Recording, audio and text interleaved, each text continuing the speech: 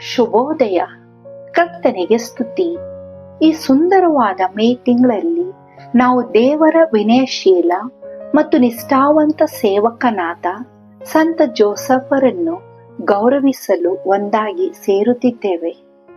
ನಾವು ನಮ್ಮ ಮನಸ್ಸನ್ನು ದೇವರ ಸಂದೇಶಕ್ಕೆ ತೆರೆಯೋಣ ಮತ್ತು ದೇವರನ್ನು ನಂಬಿ ತನ್ನ ಕುಟುಂಬವನ್ನು ಪ್ರೀತಿ ಮತ್ತು ಸಹನೆಯಿಂದ ನೋಡಿಕೊಂಡ ಸಂತ ಜೋಸಫರ ಮಾದರಿಯನ್ನು ಅನುಸರಿಸೋಣ.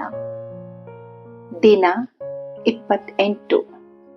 ಸಂತ ಜೋಸಫರೇ, ನೀತಿವಂತರ ಪ್ರತಿಫಲ. Saint Joseph, reward of the just. ದೇವರ ವಾಕ್ಯ.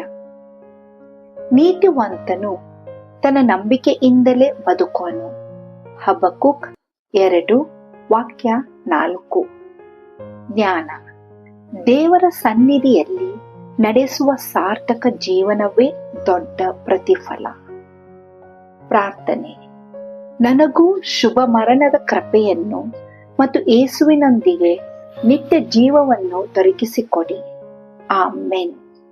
ಸಂತ ಜೋಸಫರೇ, ನಮಗಾಗಿ ಮಧ್ಯಸ್ಥಿಕೆ ವಹಿಸಿರಿ.